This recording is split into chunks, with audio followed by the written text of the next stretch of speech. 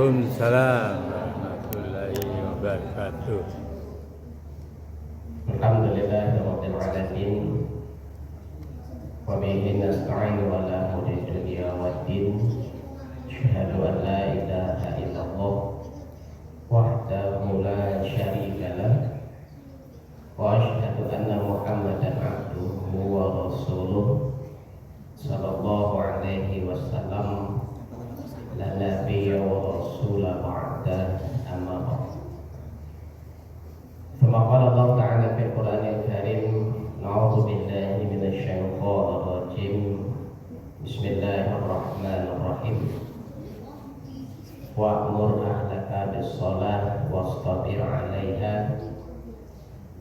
لا نسألك رزقا نحن نرزقك والعاقبة للتقوى. Surah Toha, surat yang ke-20 ayat 132. Syukur kita pada Allah, alhamdulillah. Malam ini Allah masih memberikan kita hidayah. Alhamdulillah kita masih diberikan Allah kekuatan untuk bisa hadir ke masjid guna menunaikan ibadah maghrib berjamaah dan juga hadir di kajian ilmu yang insyaallah selalu diberkahi Allah dan juga selalu didoakan para malaikat Allah. Amin Allah. Salawat dan salam kita doakan kepada Allah semoga selalu dilimpahkan pada junjungan kita Habibullah Muhammad sallallahu alaihi wasallam. Allahumma shalli ala sayyidina Muhammad wa ala ali sayyidina Muhammad. Bapak dan jemaah pada maghrib rahimakumullah. Alhamdulillah malam ini kita kutip satu ayat di dalam surah Toha, surat yang ke-20 ayat 132 dijelaskan Allah. Wa'mur ahlaka bis-shalah wastabir 'alaiha la nas'aluka rizqan nahnu narzuquka wal 'aqibatu littaqwa. Di sini ada 4 poin yang dijelaskan Allah. Pertama, wa'mur ahlaka bis-shalah, perintahkan kepada keluargamu untuk sholat. Yang kedua, wastabir 'alaiha, dan sabarlah ketika menyuruh mereka sholat. Yang ketiga, nahnu narzuquka, kami yang menjamin rezekimu. Dan yang keempat, wal 'aqibatu littaqwa, ada akhir yang baik untuk setiap orang yang bertakwa. 4 poinnya di sini. Nah, ketika Allah perintahkan wa'mur ahlaka bis-shalah, perintahkan atau suruhlah keluargamu untuk sholat. Suruh istri sholat, anak sholat, cucu sholat, atau orang tua yang dalam perawatan kita juga diingatkan untuk sholat. Kenapa sholat ya Bapak? Karena sholat tiangnya dia sering 5 kali sehari. Makanya jarang Allah mengatakan dalam ayat wa'mur ahlaka bisyam bil hajj, bil zakat, tidak ada. Perintahkan keluargamu untuk berpuasa. Yang diperintahkan Allah kepada orang beriman, ingatkan keluargamu untuk menjaga sholat. Karena sholat itu harus 5 kali sehari. Dan banyak dari kita yang tidak sabar, apalagi anak kita ibu bapak, banyak yang tidak sabar dengan sholat 5 kali. Bahkan banyak yang tidak cukup sholatnya 5 kali. Maka dikhususkan Allah. Karena sholat ini yang pertama kali dihisab. Awalama yuhasabu bil 'abdu yaumil qiyamah, sholat yang pertama kali dihisab nanti sholat. Makanya ingatkan anak kita untuk sholat. Maka kata Nabi mulu Allah dan ummi sholat bisab'ina sana. Suruh anak-anakmu sholat di usia 7 tahun. Dan ketika dia berumur 10 tahun masih belum sholat, fadrib lahu, maka pukullah dia untuk mendidik dia sholat. Sampai Nabi beritakan pukul kalau kamu 10 dan dia mau sholatnya cuy. Dan apa Pak? Karena sholat itu diperhatikan khusus bagi Kadang satu hari 5 kali sehari. Kalau puasa sekali setahun, haji sekali seumur hidup. Kalau zakat sekali setahun, itu pun kalau memiliki kelebihan harta. Tapi kalau sholat, tak pandang siapapun, mau miskin, mau kaya, mau tua, mau muda. Kalau Allah perintah sholat, ya sholat 5 kali sehari. Makanya kita cari sejarah bahwa kenapa Nabi Ibrahim dulu membawa anaknya Ismail dan Siti Hajar dari Palestina, dibawa ke Masjidil Haram, dibawa ke Makkah. Kini bapak diletakkan di dekat Ka'bah, ditinggalkan di dekat Ka'bah yang tandus, yang gersang, yang tak ada kehidupan, yang ada yang akan dimakan di situ, dan orang tinggal pun tak ada di situ dulu. Di situ anak istri tinggalkan. Karena perintah Allah, tinggalkan mereka di situ. Dan kau kembali ke Palestina, karena waktu itu Sarah sedang hamil. Dia melahirkan Ishak kalau salah. Di keturunan dari Nabi Ishak itu lah yang dari situ nanti ada anaknya Yakub, ada anak Ishak yang namanya Nabi Yakub. Yakub ini yang disebut Allah dengan Israel. Gelar Nabi Yakub itu Israel. Di Israel itu dua kata, Isra dan El. Isra itu Nabi Yakub suka berjalan malam, Isra itu suka berjalan malam, El itu bahasa Ibrani Tuhan. Jadi Nabi Yakub itu suka berjalan malam atas perintah Allah, makanya disebut dia dengan Israel. Jadi gelarnya Nabi Yakub itu Israel. Ini punya anak 2 balik, anak yang kampeknya namanya Yahuda. Nah, Yahuda apa yang melahirkan keturunan-keturunan yang suka membunuh dan membunuh Nabi. Dan anak-anak dari Yahuda itulah dikatakan Allah dengan Yahudi. Jadi kalau kita berangka orang Israel, negara Israel ini, jangan dikutuk Israelnya, karena Israel itu nama Nabi Yakub. Kita salah-salah kutuk gitu. Yang kutuk Yahudinya, jangan Israel.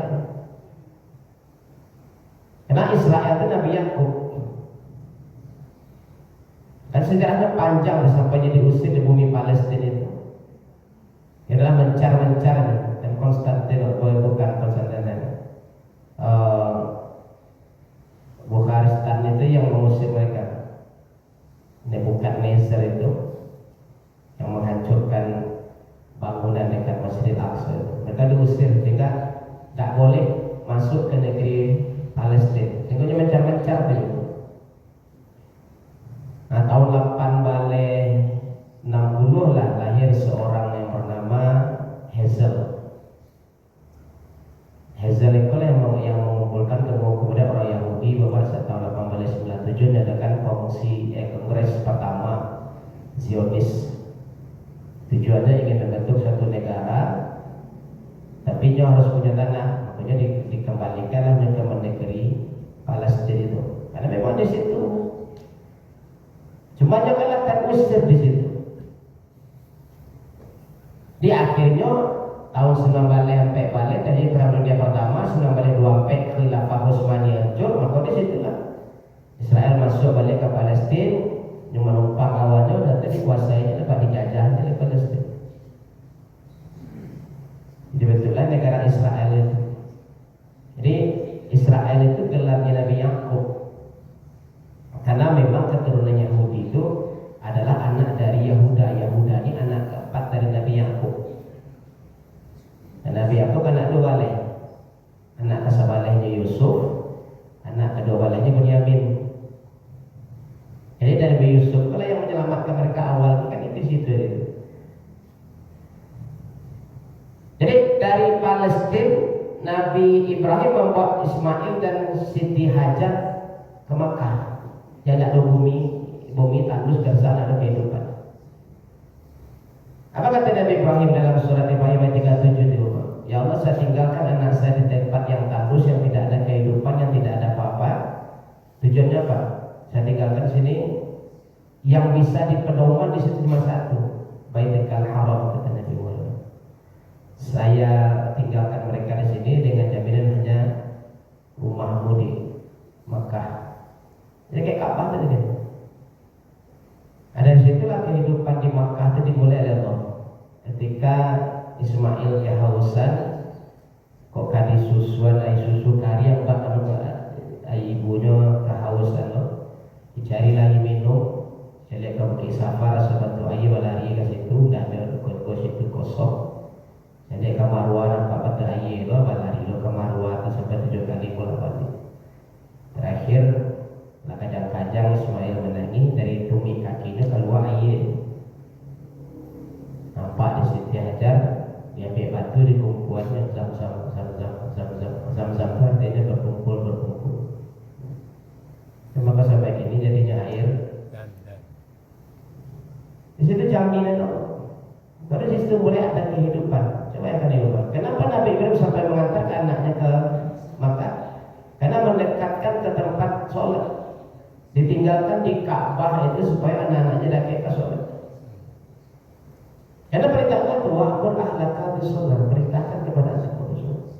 Karena apa ibu bapak? Nanti ketika awak dihisab masalah sholat, yang kami laki-laki dihisab,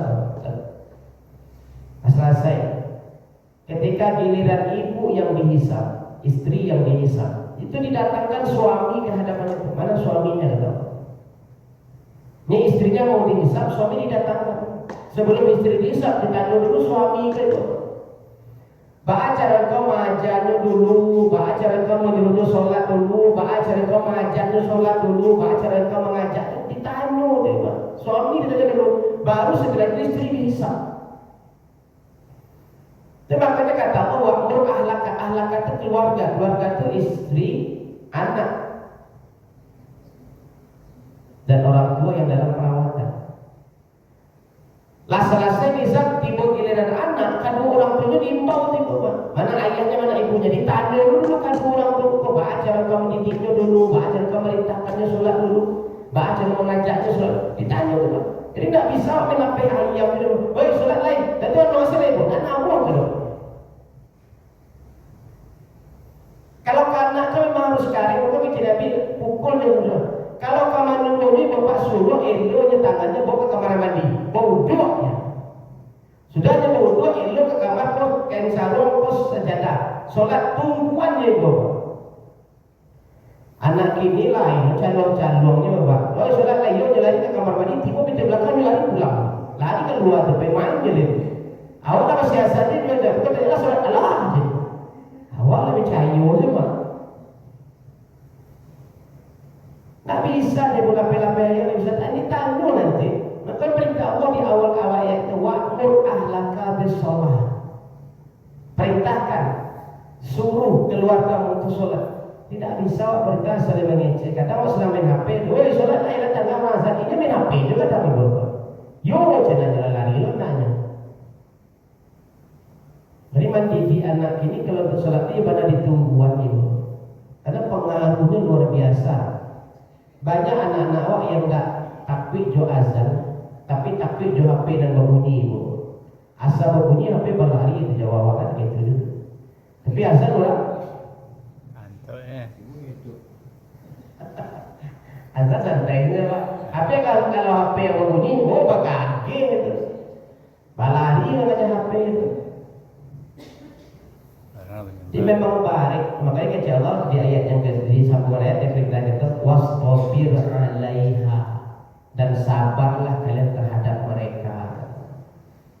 Karena memang baik menyuruh sholat itu. Menyuruh sholat itu memang baik, apalagi kalau anak awak ini dengan teknologi yang serba itu yang baik. Anak ini tidak sama dengan anak dulu mencarinya supaya aku mainin jauh berkilo-kilo.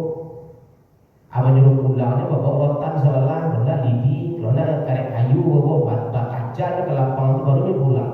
Kalau nak kini di rumah aja pak. Nah ada meja dia kalau kawan ketik-ketik jadi apa main pak. Pasang lagi ke kuranci itu dia main pada yang mandi. Nah kalau nak digaro, kalau nak dikaca, dia karet kayu dia ke pulang loh. Kalau anak kini disuruh main keluar, kayak di rumah ke rumah, kedua lah aja. Kalau dulu menyuruh pulangnya payah itu pak. Kalau ini suruh main keluar dan ada akan khawatir dia. Itulah generasi ini. Dan mereka lebih asik dengan gadgetnya daripada sholat. Makanya jam lalu ini anak muda kata lagi itu. Sudah isya seadanya mesti jawab bukan sampai nyampe. Orang lagi ngaji di masjid baru lalu. Ada barang subuhnya. Awak cuma sih kadang gitu. Kata balik jam lalu coba. Itu tak cik dua tu dah. Rata-rata anak muda tengah itu gini gayanya. Malam tu dia nak keluar rumahnya memang tenang saja rumahnya di rumah saja keluar dah. Di kamar saja dah. Dia jual HP dari malam tu sampai jam sampai. Kalau ngaji orang masjid dengan ibu tu, baru dia mati HP-nya lalu leh. Awak kadang di padian, tidak ada tanya dia solat subuh atau walu. Kadang jagonya lah jam 1 balik, lah jam 2 balik gitu. Memang harus sabar. Makanya kata sabarnya itu ziyadah itu 2 huruf dah. Allah tambah 2 huruf di kata sabar. Wastabir, alif dengan tok. Wastabir ditambah 2 huruf. Kenapa? Ekstra huruf yang Allah tambahkan menandakan bahwa kita memang butuh ekstra sabar untuk menyuruh keluarga itu sholat. Sedangkan untuk musibah saja ibu, Pak, Allah katakan wasbir dalam surah Luqman ayat 7 balik. Wasbir ala ma asabak. Maka bersabarlah kalian terhadap musibah yang menimpa. Kenapa? Allah katakan wasbir, berarti sabar itu standar biasa. Untuk musibah standar biasa wasbir. Kenapa? Karena musibah itu kan tiap hari dong. Jangka waktunya tidak jalan Ustaz. Kadang sekali 10 tahun, kadang sekali semua hidup tapi musibah. Makanya kata wasbir ala ma asabak. Bersabarlah kalian dengan musibah yang kalian jalani. Kamu musibah tidak dianggap Allah baik. Yang baik itu bapak menyuruh anak sholat. Karena 5 kali sehari harus suat garu gitu. Terus memperhatikan sholatnya 5 kali sehari. Itu maka butuh ekstra sabar. Makanya kata Allah wastabir. Jadi huruf alif, jadi huruf tok dalam situ. Tambahan huruf artinya apa? Memang butuh ekstra sabar banget untuk menyuruh sholat. Maka gini tak bisa saling sudah kau sholat ni. Main je nak kena sholat ni. Tak bisa. Dan sekedar disuruh tu ibu apa jadi cakap saja. Yo, dia lari ke belakang. Kalau kan keluar dia tidur dapur tu. Jadi dia lari elok ni. Memang apa? Ya kadang yo dia masih baik kamar mandi. Baca-baca iya tu. Kalau dia duduk di kamar dia main HP di kamar lain. Awak baliklah yakin sini ke semayang buat. Ke sholat. Nantinya sombong main HP di kamar. Dia memang harus ekstra bapak. Elo dia ke kamar mandi suruh bawa di muka bawah. Rasanya bawa elo dia ke kamar suruh pasang sarungnya, suruh pasang mukenahnya, suruh ambil sejadahnya. Tungguan dia sholat. Saya sholat baru keluar. Ini mereka percaya mesti tak bisa anak ini lain apa? Gali-galinya orang mati kicau saja. Yo nya sampai yo dan dia awak dia lalu dia yo. Kalau ada itu dunia itu kan dibangga lagi. Memang harus sabar kita. Wastabir alaiha. Makanya harus ini ya, apalagi kalau untuk anak laki-laki. Anak laki-laki itu tanggung jawabnya untuk orang tua sampai mati itu. Ibu harus memperhatikan apa harus memperhatikan sholatnya anak laki-laki itu sampai mati, sampai wak menikah atau sampai nyoy yang menikah. Oh jangan teman-teman dia lah kadang lah babi ini lah dagingnya ibu apa cucu ibu apa kan diam saja ya jelas kadang lah biasa lah jelas punya tanggung jawab. Ini tidak harus pantau sholatnya. Tanya sejak dia datang ke rumah tu sholat. Lagi atau sholatnya cahaya ada dulunya. Jadi diam sih buat tanya tadi. Tanya dia muka anak kan malu tu. Bawa kamenyo ke majan aja sebenarnya sendiri sholat nanti. Nah, pertanggung jawabnya kawan sendiri. Karena jadi ketika istri di Islam yang ditanya dulu suaminya, baru saat istri itu baru istrinya dihisab. Nah begitu giliran anak dihisab didatangkan ayah ibunya dulu yang ditanya, baru anaknya itu dihisab. Kan situ bareknya nanti itu makanya ahlakah itu kata wa'mur ahlakah diperintah dan inilah dia Allah. Karena nanti berentet ibu antara awak jo suami jo istri anak jo orang tua itu kan berentet dihisab nanti. Makanya Allah tegaskan untuk masalah salat itu wa'mur ahlaka bisalat. Perintahkan suruh keluarga untuk sholat. Dia harus tanya keluarga awak. Kalau dulu ada di produksi di laki-laki itu sholat niatkan sholat. Ini kalau dulu masih orang tua itu hanya sedikit mengingatkan saudaranya, orang tuanya dalam perawatannya, kemudian anaknya,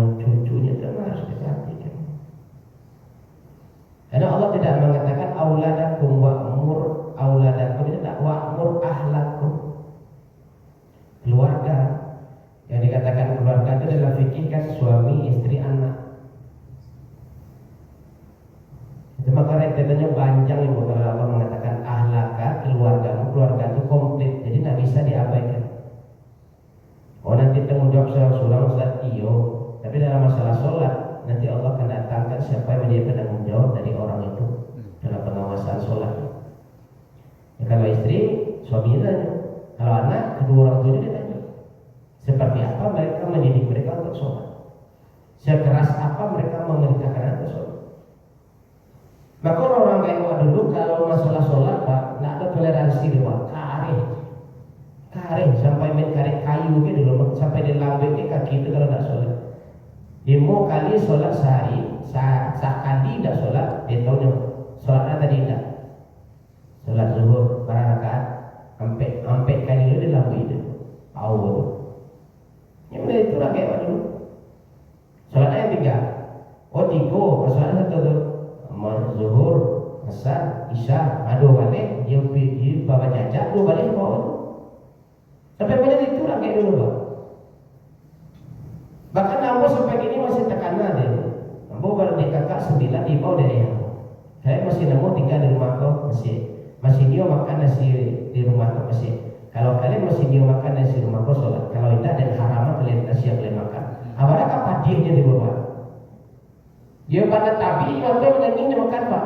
Kalau sempat makan lalu sholat zuhur, awal pulang sekolah zuhur, makan maka jadi dulu sholat ada yang menangis waktu dia. Kenapa? Dia kecilnya kalau tak sholat dan harapan makan di rumah. Awalnya kakak orang tua gitu Pak. Apa tujuannya itu? Akhirnya terasuk.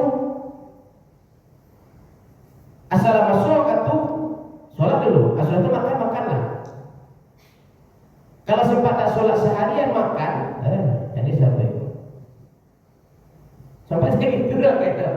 Aku mendengar sampai tangga boleh berdua SD boleh. Kalau kalian masih nak makan nasi rumah kau, sholat. Kalau kalian tak sholat dan haraman tidak ya, dan haraman kalian makan nasi rumah kau, maka baik lebat dimakan Pak. Iya, asal tak sholat makan mana ini buat. Kasih nasi yang makan orang kan halal tempat jadi orang kayak awak itu untuk awak, maka wajibannya menafkahi awak bagi makan. Tapi kita tidak selama kalian tak sholat, haram nasi yang kalian makan di rumah kau. Barang hari ini Pak. Awak ini berani begitu karena apa? Orang kayak dulu tahu anaknya 9, takkan mungkin tak perhatiin dia cek-cek. Makanya anakku dari kewajiban menjaga dirinya sudah, menjaga sholatnya sudah. Karena tak mungkin tak pantau orang kayak sebanyak tu anak ini. Nah kalau caranya menghukum di anak itu untuk membebani mereka untuk tidak meninggalkan sholat dengan kata-katanya sendiri pun sebenarnya tak berani menyebut itu. Tapi dia harus melakukan itu untuk mendidik anaknya supaya percaya dengan dirinya dan percaya dengan omongannya sendiri. Tapi kerja di sholat, tidak beruntung, tak. Sebenarnya, kalau lah sebenarnya kalau beruntung itu mengerti gitu. Udah sholat kan? Belum ada doka aja, tapi sholat deh. Orang kaya itu sekali tanya bakal sholat, telah. Ya sebenarnya, ya. Tidak beruntung. Yang 3 kali itu. Kalau waktu ini kita sholat lah, itu lari saja.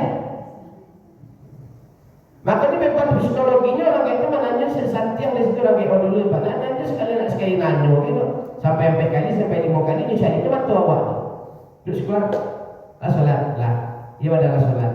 Kalau mulai itu gaya itu pun kenapa tuh? Tidak beruntung. Pada yang ketiga saja lah, ala gigi lah itu Pak. Kan itu kece, aduh tujuh aja, mas kan. Hari canggih itu Pak. Sekolah sholat dan muka-muka. Ada jawab betul ya. Anak tu menawar tak itu gini tu Pak. Jarang tu. Ini lapeh ayamnya Pak. Oh sholat lain lagu. Yang penting kalau disuruh mah, tak namu dari yang penting kalau disuruh dari Pak. Dari tak Allah tegas dia. Wastabir alaiha, memang harus sabar, harus dituntun Pak. Harus dituntun. Malakitnya tak biasa, malakitnya lah membiasakan lah menjadi kebutuhan sholat tadinya. Nanti di pelapeh pun amat kamas ini pai-pai lah. Sholatlah amat. Kemudian kata Allah, nahnu narzuquka, kami yang menjamin rezekimu. Kami yang menjamin rezekimu kata Allah.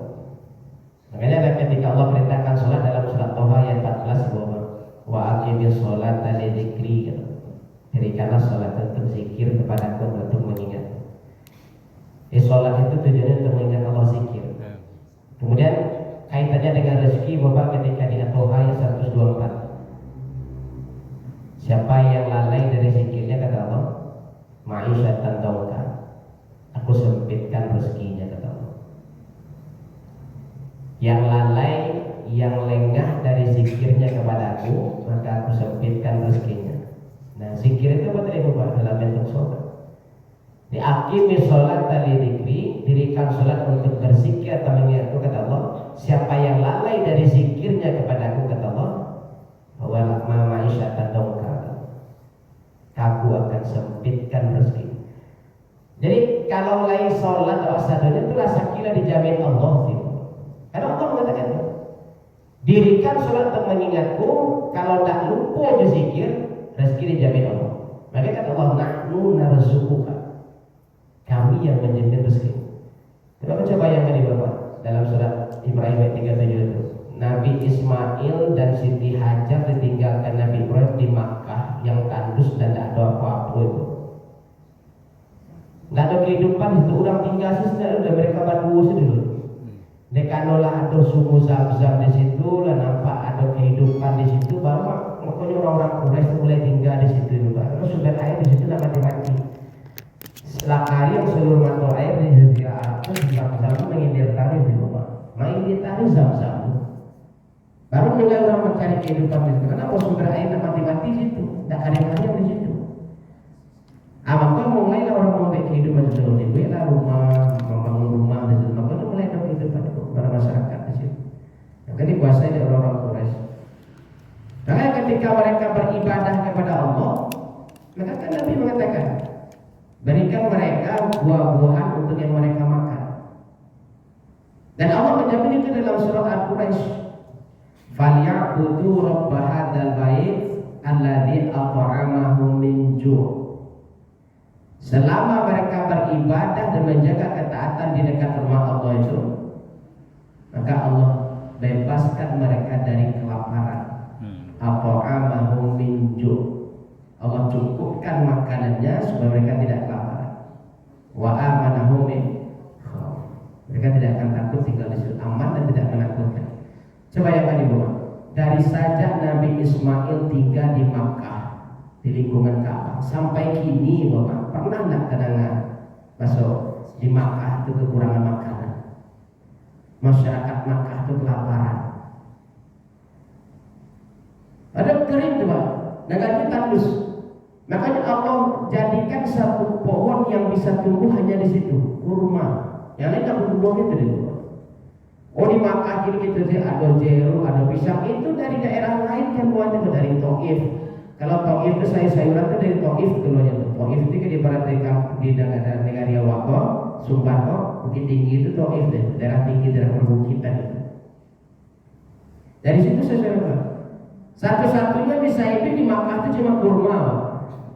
Nah cara menanam kurma itu, nah samu curah mempat tanam apa di ladang itu. Kurma itu diganti lubangnya sedalam itu ya bu. Dimasukin cek kurma itu ditutup je batu gadang 3 lampi. 3 batu ini melenggek di bawah. Kemasukan nyincek itu dalam tanah ditutup je batu. Ada 3 batunya tu. Sehingga begitu kecambah ditunggu cek kurma itu nyondek kate tidak bisa, hanya condek ke bawah itu seperkuatnya bu. Dalamnya akarnya. Begitulah gue akar itu baru batang itu menyondek. Nah sampai tabang ke 3 batu itu. Kenapa kurma itu sekancang apapun badai pasir di situ, dia akan runtuh, akan tercabut. Itu kekuatan kurma itu, maka kurma itu akan bisa dicabut. Bahkan akarnya itu bisa sepanjang batangnya. Karena begitu dia menyondekkan ikut cundek itu tidak nyambung, tekan ada batu, hanya ke bawah apa itu, saat dalam-dalamnya uritnya ke dalamnya. Nah baru dia kan teh. Makanya kurma itu khasiatnya luar biasa ya, karena dia jauh ke bawah dalam tanah paling bawah, ini menjadi sumber makanan. Jadi makanan pokok orang Makkah kan itu, karena cuma itu yang bisa hidup. Itu maka di Makkah itu makanan pokok orang itu baru kurma. Karena cuma itu yang bisa hidup. Allah jamin selama mereka menjaga sholat, kata Allah, mereka dijamin Allah tidak kelaparan. Makanya sampai kini pun tidak pernah kita mendengar Makkah itu kelaparan, kekurangan makanan tidak pernah ada. Bahkan semua sumber makanan ada di situ. Karena dengan kertas itu makanya kami yang menjamin rezekimu, kata Allah. selama kalian menjaga sholat dan memerintahkan keluarga kalian untuk sholat dan menjaga sholat keluarga itu, maka Allah jamin rezeki Allah. Paralah kakarian di Makkah. Dari situ ditinggalkan Nabi Ismail dan Siti Hajar sama Nabi Ibrahim. Setelah ditinggalkan, Nabi Ibrahim balik ke Palestina. Kalau dulu naik jalan kaki dari Kuto itu ke Palestina itu dari Makkah itu satu bulan. Nah, ditinggalkan Nabi ini sampai yang tak ada orang tinggal. Ini terbayang nih bahwa bukan tak tega, nak tega tapi bakal yang Allah beritakan. Nah disitulah rahasia Allah. Jadi dari jalur Nabi Ismail itu daerah dakwahnya sampai ke Nabi Muhammad itu di Makkah. Dari Nabi Ishak anak Nabi Ibrahim yang kedua itu jalur dakwahnya di Palestina. Itu keturunannya itu sampai dari Nabi Yakub, Nabi Yusuf, nanti Nabi Sulaiman, Nabi Musa, sampai sampai ke Nabi Isa itu. Maka di Palestina, maka daerah Palestina disebut daerah para nabi. Memang itu. Jadi Allah menjamin ketika kita menjaga sholat, maka Allah menjamin rezeki kita. Allah jamin semuanya. Makanya mengambil pelajaran kita ketika Nabi Ibrahim itu meninggalkan anaknya dan istrinya tempat yang tandus, Allah yang menjamin rezeki mereka. Bahkan orang yang datang menumpang hidup ke daerah itu, begitu ada sumber air yang tidak pernah bisa kering selamanya. Seperti apapun musimnya, kemarau sepanjang apapun, yang Zam-Zam tetap tidak akan pernah kering. Sampai hari ini pun Ibu Bapak itu menjadi sumber air yang dinanti-nanti. Nah, para banyak jemaah pro setiap bulan datang ke situ Bapak mampi air, tapi tidak pernah kurang, tidak pernah kering. Bahkan diteliti pun ke dalam itu termasuk kabel kamera yang panjang itu telah sampai sekian puluh kilo ke dalamnya, tidak nampak dasarnya itu. Nah kan nggak salah informasi terakhir sampai 100 kilo panjang kabel itu, tidak dapat dasarnya itu.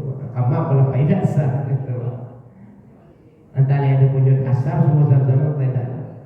Dimasukkan kamera yang pakai kabel itu sudah dalam-dalamnya, tidak sokok dasarnya. Itulah kehebatan Allah. Jadi kalau tidak ada dasarnya berarti sumber Zam-Zam akan pernah kering sampai hari kiamat. Dan terakhir kata Allah, wal aqibatu littaqwa. Maka ada akhir yang baik untuk orang-orang yang bertakwa. Jadi selama kita menjaga sholat dan kita berhasil mempertahankan sholat kita dan istiqomah dengan sholat, Allah janjikan wal aqibatu littaqwa.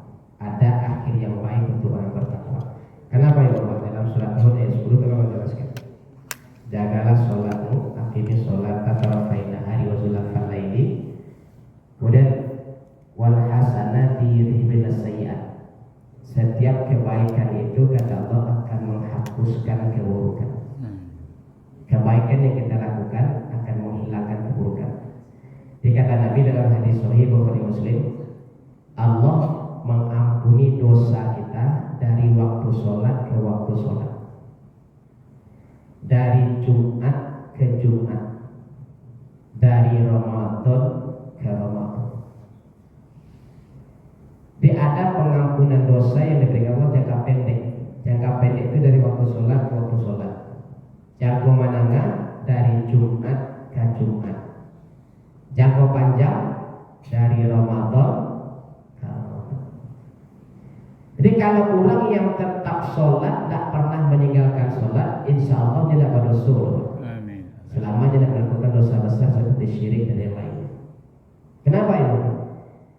Ketika kita sholat subuh, selesai sholat subuh menjelang ke zuhur, atau dosa yang dibuat dewa, atau tanpa sengaja dosa tak keraja dewa. Nanti begitu masuk waktu zuhur, kita sholat zuhur, dosa dari subuh ke zuhur tadi habis, diampuni Allah SWT. Kemudian dari zuhur ke asar adalah dosa tak keraja dewa apa? Tiba asar kita sholat. Begitu kita sholat asar, dosa dari zuhur ke asar diampuni Allah. Berarti Allah mengampuni dosa dari waktu sholat ke waktu sholat. Asar ke maghrib, begitu maghrib dosa dari asar ke maghrib habis. Maghrib ke isya, pas isya betul dosa dari maghrib ke isya habis. Isya ke subuh, baru sholat malam itu subuh betul sholat diampuni.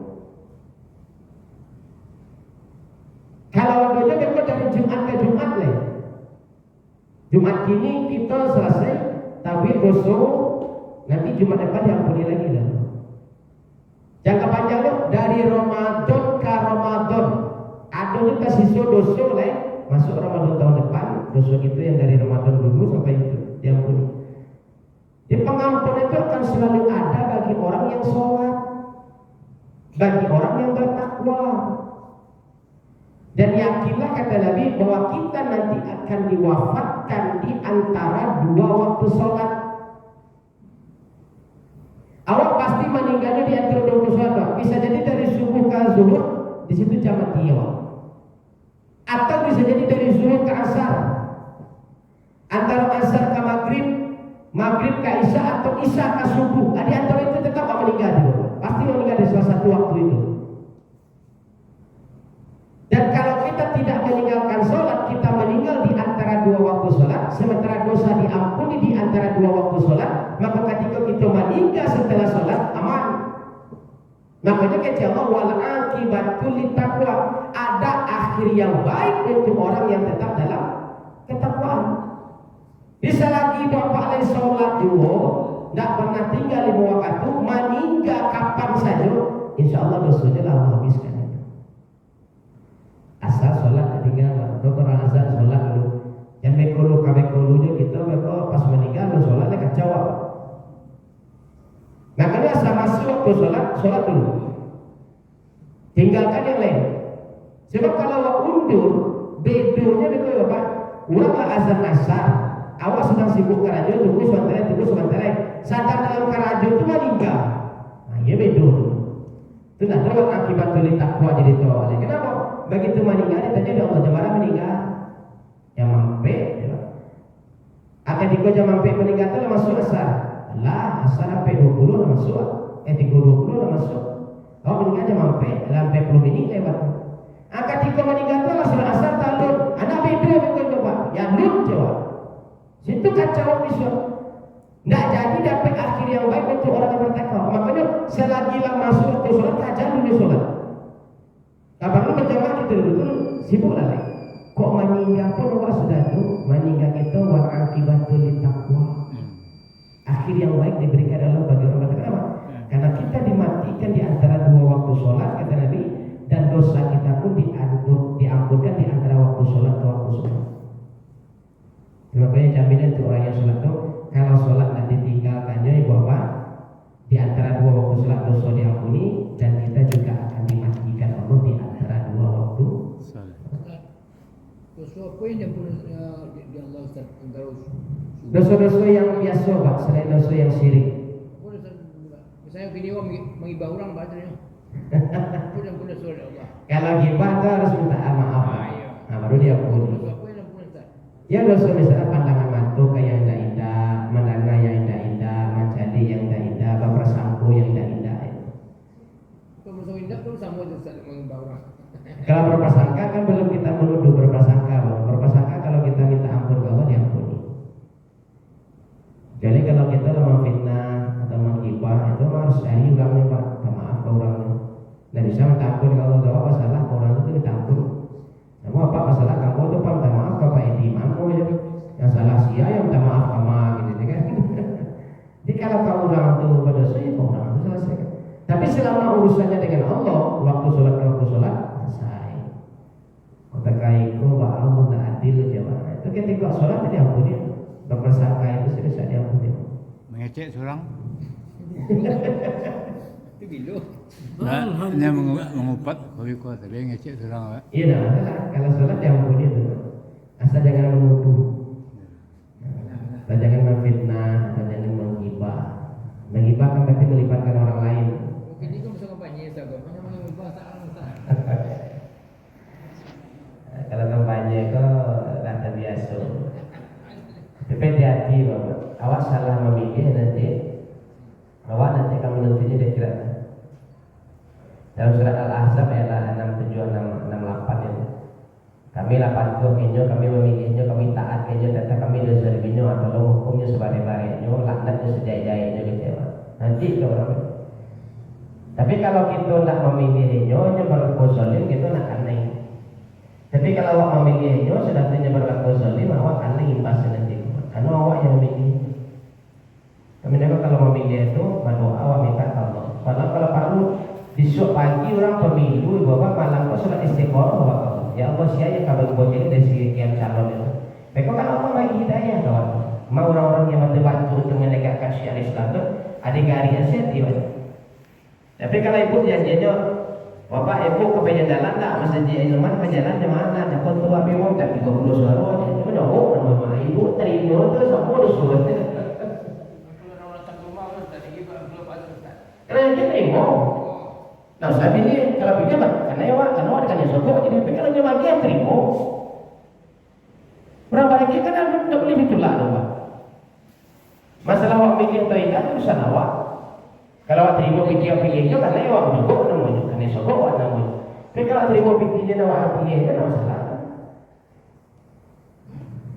Nah itu jadi hal-hal seperti itu kalau awak masih melakukannya tak kayak itu loh pak ya karena kayak itu sih pemilu awak dari itu. Baik bapak, baik makanya kita perhatikan kembali keluarga kita, anak-anak awak, sebagai Nabi umur 7 tahun aja harus sholat, umur 1 tahun pukul dengan cara mendidik supaya awak sholat. Jadi perhatikan sholat mereka, jaga sholat mereka, karena nanti hukumannya dengan itu nanti dia tidak tahu. Sampai awak jana dan keluarga nanti dalam masalah sholat. Baik, kita cukupkan, kita tutup dengan doa kafaratul majelis. Subhanaka Allahumma wa bihamdika asyhadu an la ilaha illa anta astaghfiruka wa atubu ilaik. Bila taufiq wal hidayah. Assalamualaikum warahmatullahi wabarakatuh. Waalaikumsalam.